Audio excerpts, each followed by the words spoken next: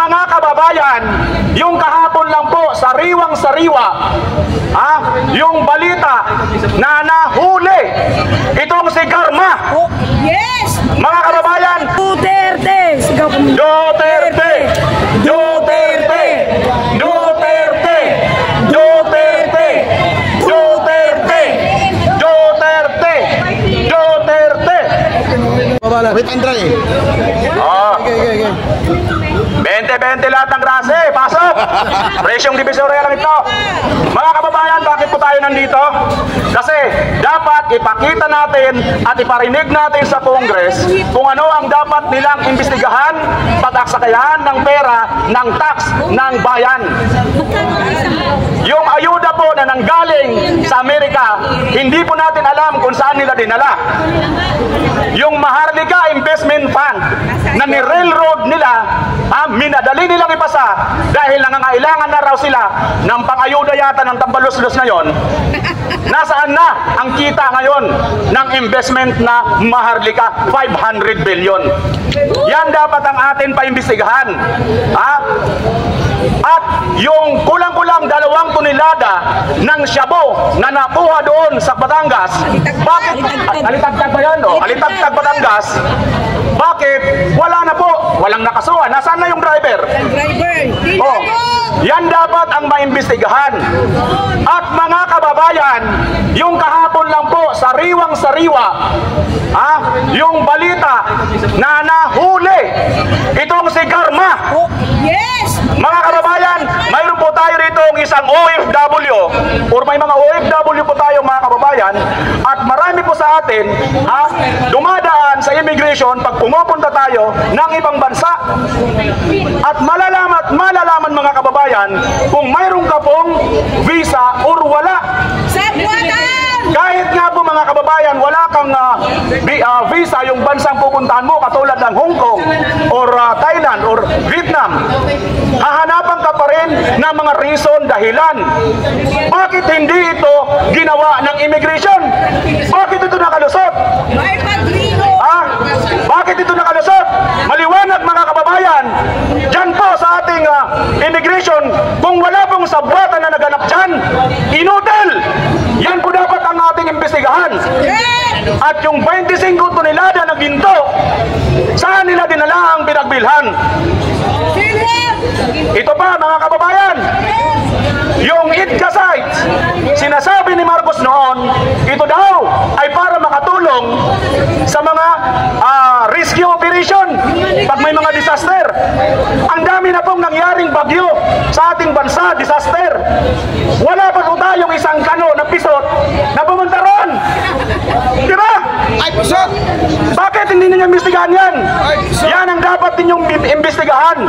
At ang pinaka-famous sa lahat, yung 5,500 flood control project na 1.4 billion araw-araw ang budget. Bakit wala sa inyong kumikibo mga Tambaluslos? Saan ang Tambaluslos? Nakikinabang ba kayo? Kami nagtatanong lang dito. Ngayon kung hindi kayo nakikinabang, imbestigahan ninyo ang inyong mga sarili. Dahil, bakit? Sa kabila ng pinunduhan ninyo ng bilyon-bilyon, araw-araw. Simula na. Yan na. Hindi, isa na lang, Sir BMR. Yung PhilHealth, importante din yun. Yung ninakaw nila para natin. Isa pa yung PhilHealth mga kababayan. Bakit? Kukunin yung PhilHealth na napakarami po mga ospital, kulang-kulang ng gamit, kulang-kulang ng mga pasilidad. Kukunin pa yung pera ng hindi naman dapat yun sa kanila. Yan ang dapat ninyong imbestigahan. Kung ano-ano ang gusto ninyong imbestigahan. Puro kayo mga katarantaduhan dyan. Hindi nyo ba alam, karamihan sa mga nag-iimbestiga ngayon dyan ng mga Tambaluslos, lahat yan, puro sip-sip puto kay Tatay Digong yan noon. Tama. Tingnan nyo sa mga si Abante, ay, pinsan ko yan si Go, si Naturgo. Pinsan kita. Sabi Sabi naman ng senador ko, hoy, di ako papayag, angkil kita. Tanda-tanda mo na, didilat-dilat ka pa, pastor ka pa, wala kang kamural-mural. Di ba? Yan ang dapat imbestigahan ninyo. Wala kayong moralidad. Mga tambalos-los eh.